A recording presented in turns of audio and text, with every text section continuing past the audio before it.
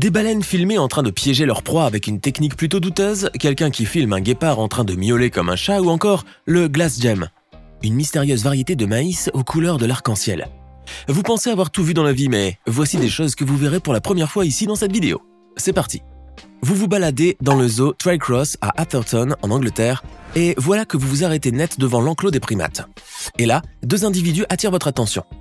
Ils sont si intrigants que cela vous foudroie. Vous avez l'impression qu'ils n'ont rien de singe à part leur démarche et leur gueule. Car le corps de ces deux spécimens est aussi lisse que le vôtre. Vous êtes très secoué à la vue de ce spectacle étonnant. En fait, ce sont deux frères chimpanzés habitant le zoo et souffrant d'alopécie, une pathologie qui désigne l'accélération de la chute des cheveux ou des poils, un peu comme ce qu'a votre oncle Gustave. C'est l'équivalent de la calvitie chez les humains, sauf que chez les chimpanzés, cette maladie touche le corps en entier, ce qui fait qu'ils n'ont pas de pelage et qu'ainsi ils se rapprochent encore plus de l'aspect humain. L'avantage, c'est que cette maladie a permis de dévoiler leur impressionnante musculature qui, en temps normal, n'apparaît pas sous les poils. Si on vous dit Madagascar, vous pensez à quoi? Vous penserez sûrement à ces plages paradisiaques, à la vanille, au baobab, c'est bien. Vous en avez de la culture. En revanche, il y a un coin du pays que vous n'avez encore jamais vu. Les Tsingy de Behamra, ou pour ainsi dire, l'endroit que l'on traverse sur la pointe des pieds. Un gigantesque labyrinthe minéral constitué de 157 000 hectares de roches aiguisées comme des couteaux. Un merveilleux et époustouflant décor de calcaire essentiellement sculpté par les moussons qui sévissent fréquemment dans le pays et qui attribuent au paysage un aspect déchiqueté unique au monde. Cet endroit a la particularité d'abriter une multitude d'écosystèmes différents, offrant des habitats aux différentes espèces animales de l'île. Par exemple, c'est un lieu très fréquenté par les Lumuriens qui y trouvent le refuge parfait.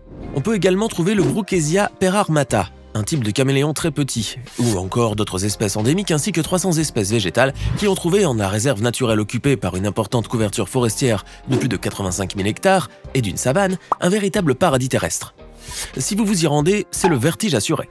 Les Tsingy font l'objet de mythes et de cultes pour la population malgache locale, du fait de leur formation géologique très particulière et très intrigante aussi. Le site classé dès 1927 et est inscrit depuis 1990 dans la liste du patrimoine mondial de l'UNESCO et est aujourd'hui un endroit touristique phare à visiter. Mais malgré cela, si vous décidez de vous y rendre pour explorer l'endroit, armez-vous de beaucoup de courage car même si c'est très beau et impressionnant, c'est aussi très apeurant. Si vous voyez un requin de vos propres yeux, vous serez extrêmement terrifié et stressé. Eh bien, figurez-vous que les requins, eux aussi, stressent, sauf qu'ils ne réagissent pas comme vous. Ils ne vont pas avoir de sueur froide, ni se ronger les ongles, ni pleurer un bon coup. Ils vont tout simplement vomir leurs tripes. Oui, vous avez bien entendu, malgré leur réputation d'être de gros mangeurs et de dévorer tout ce qui leur passe sous les nageoires, lorsqu'ils se retrouvent dans une situation stressante, par exemple prisonniers d'un filet de pêche, ou qu'ils sont poursuivis par un prédateur, il est très probable qu'ils vomissent leur dernier repas, et même leur estomac avec. Selon un scientifique de Miami, cette réaction naturelle et instinctive vient du fait qu'il est plus facile pour eux de s'enfuir le ventre vide. Les squales se débarrassent donc de ce qu'ils ont dans les entrailles pour fuir le plus vite possible. C'est un phénomène que l'on appelle l'éversion gastrique. Un phénomène non sans danger puisqu'il peut conduire à la mort si cela se produit hors de l'eau. Car sans le mouvement de l'eau et de la nage, le requin ne peut pas ravaler son estomac. Bah oui, vous pensez bien qu'il le ravale ensuite parce qu'il en a besoin. Les requins ne sont d'ailleurs pas les seuls à faire cela dans le règne animal. Les serpents et les dauphins ont eux aussi cette capacité de cracher leurs entrailles et de les ravaler ensuite après avoir vécu une situation stressante. Mis à part le stress, ce processus naturel permet aux squales de se vider et de nettoyer de temps en temps leurs entrailles des parasites et de la nourriture indigeste qu'ils avalent accidentellement. Vous rencontrez une amie par hasard dans la rue et après avoir longuement parlé avec elle, vous remarquez qu'à son cou pend une chaîne en or à laquelle est accrochée une minuscule grappe de raisin violette.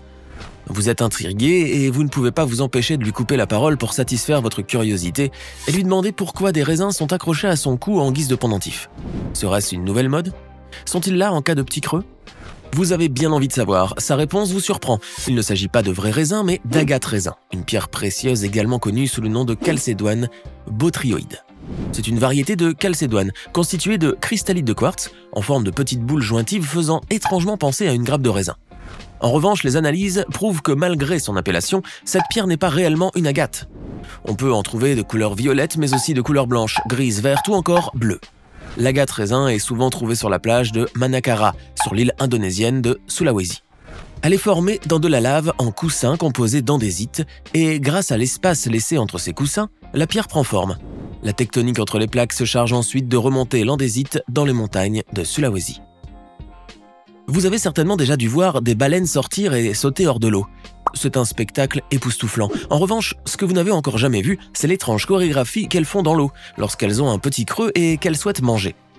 Comme vous pouvez le voir sur ces images prises en direct au large de l'Alaska, sur l'île Baranof, des baleines à bosse ont été filmées à l'aide de drones en train de piéger des proies et les diriger vers leur gueule béante en utilisant une technique assez curieuse. Ces animaux utilisent leurs nageoires afin de former des pièges à bulles. Très ingénieux pour des cétacés. La technique est appelée pectoral herding. Elle est sophistiquée mais aussi très simple quand on y pense. Elle consiste à effectuer une sorte de rotation avec leurs longues nageoires pectorales avant de jaillir à la surface des eaux, la gueule béante et entourée de nombreux cercles de bulles. Et c'est dans ce mouvement que réside toute la dextérité de la technique, qui permet au cétacé de créer sous la surface une sorte de filet de bulles, puis de tourner sur lui-même avec ses nageoires pectorales tendues afin de créer une barrière physique qui empêche les proies de s'enfuir. Après quoi, la baleine guide ses victimes vers sa gueule béante pour les engloutir, et le tour est joué. Quand on vous dit félin, vous pensez à ces gros animaux sauvages qui, lorsqu'ils rugissent, font trembler les cieux et la terre. Vous avez peut-être raison, mais pas en ce qui concerne tous les félins. Il y a en effet des félins qui, en apparence, feraient fuir n'importe quel être humain doté de raison. Mais lorsqu'ils ouvrent la gueule et que vous vous attendez à un rugissement féroce, un petit et ridicule miaulement s'échappe d'elle. Ces félins ne sont autres que les guépards. En effet, le guépard miaule comme un chat, ce qui le décrédibilise beaucoup niveau férocité. Par exemple, en Namibie, une personne a filmé un guépard en train de miauler.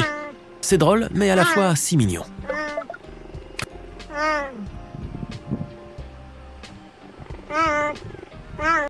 Petite question, lorsque ce bulldozer a secoué cet arbre, à votre avis, quel est ce gros nuage de poussière qui s'en est échappé? Vous n'arrivez pas à deviner? Alors regardez bien, ces images ont été enregistrées dans le New Jersey, là où le pollen inonde les forêts.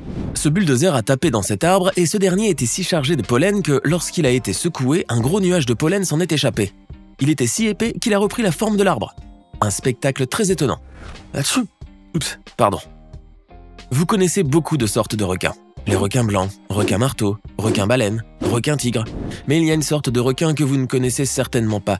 D'ailleurs, c'est aujourd'hui que vous le verrez pour la première fois de votre vie. Il s'agit du requin du Groenland, ou l'aimargue du Groenland. Une espèce de requin qui vit à 200 jusqu'à 300 mètres de profondeur dans les océans. C'est l'un des plus gros requins carnivores du monde, avec son cousin le requin blanc, mais aussi l'un des plus gros poissons de l'Arctique, et certainement aussi le seul requin des eaux polaires de l'Atlantique Nord. S'il est impressionnant, ce n'est pas à cause de sa férocité, mais plutôt à cause de son allure de grosse pierre vieillie et amochée par le temps. Il mesure entre 2,5 à 4,5 mètres de longueur et peut même atteindre les 7,3 mètres. Et si j'ai dit vieilli, c'est parce que je pèse bien mes mots. Cette espèce de requin peut vivre jusqu'à 400 ans. Pour calculer l'âge d'un poisson, les scientifiques comptent les couches de croissance dans les pierres auriculaires, qui sont des nodules de carbonate de calcium trouvés dans leur oreille. Mais les poissons cartilagineux comme les requins et les raies, qui ont un squelette composé de cartilage au lieu d'os, ne possèdent pas ces pierres. Les scientifiques procèdent alors par prélèvement des échantillons de protéines cristallines du cristallin de l'œil du requin. Ces protéines se forment au stade embryonnaire et restent les mêmes tout au long de la vie de l'animal. Ils sont alors datés au radiocarbone afin de permettre de trouver approximativement leur âge. Les deux plus grands requins du Groenland trouvés mesuraient 493 cm et 502 cm de long et auraient entre 335 et 512 ans. L'image que vous allez voir maintenant est absolument incroyable. Dans une forêt, un arbre est tombé, chose qui peut arriver fréquemment, soit à cause d'une violente tempête ou d'un tremblement de terre. Mais en tombant par terre, cet arbre a permis à 4 autres arbres de pousser dans son tronc au fil du temps. Un phénomène jamais encore aperçu auparavant. En revanche, ne me demandez pas de vous donner une explication scientifique, la nature est parfois très surprenante. Vous avez déjà mangé du maïs directement dans son épi. C'est une gourmandise qu'on adore déguster surtout dans les pays d'Afrique du Nord. Mais pour vous, le maïs est jaune. Alors regardez cette photo, vous allez halluciner. Elle circule depuis quelque temps sur le net, et contrairement à ce que vous pensez, ce n'est pas un trucage, et ce n'est pas non plus un produit traité ou modifié. Il s'agit du Glass Gem, la mystérieuse variété de maïs aux couleurs de l'arc-en-ciel. Selon une vidéo publiée par Mother Earth News, le père de cette variété serait un certain Carl Barnes, descendant de Cherokee, un fermier de l'Oklahoma qui aurait voulu faire pousser du maïs à la fin des années 1980 afin de se rapprocher un peu plus de ses origines. Il a donc croisé 3 variétés de maïs pour parvenir à créer le maïs arc-en-ciel. En 1994, ce fermier rencontre Greg Schoen, un autre agriculteur avec qui il va collaborer et à qui il va transmettre tout son savoir, ainsi que quelques graines de sa création. Une dizaine d'années plus tard, Sean reprend le flambeau et commence à cultiver à son tour le Glass Gem, cette fois à grande échelle. Aujourd'hui, les fermiers nord-américains peuvent en faire de même en se procurant la graine dans des paquets de 50 au prix de 4,60 €. Et si vous vous posez la question, la réponse est non. Son popcorn n'est pas multicolore. Imaginez-vous dans cette situation. Vous tombez amoureux d'un très joli fauteuil en bambou dans un magasin de meubles et de décoration. Vous l'achetez malgré son prix faramineux, mais comme c'est un coup de cœur, ce n'est pas grave. Vous puiserez dans votre budget vacances. Et puis, ce qui vous a vraiment encouragé à l'acheter, c'est que le commercial vous a garanti qu'il était fait avec du vrai bambou naturel et non traité. Vous découvrez quelques mois plus tard qu'il n'avait pas menti à ce sujet, puisqu'un jour en sortant dans votre véranda, là où vous avez placé votre fauteuil, vous découvrez que celui-ci a commencé à bourgeonner. En effet, l'humidité a fait que le bambou a relancé son processus de pousse et a commencé à bourgeonner comme si c'était une plante en pot. C'est sûr que ça n'arrive pas tous les jours des choses comme ça. Maintenant, dites-nous dans les commentaires ce que vous pensez de ces choses insolites que vous voyez pour la première fois. Et n'oubliez pas de vous abonner et de cliquer ici pour regarder une autre de nos vidéos.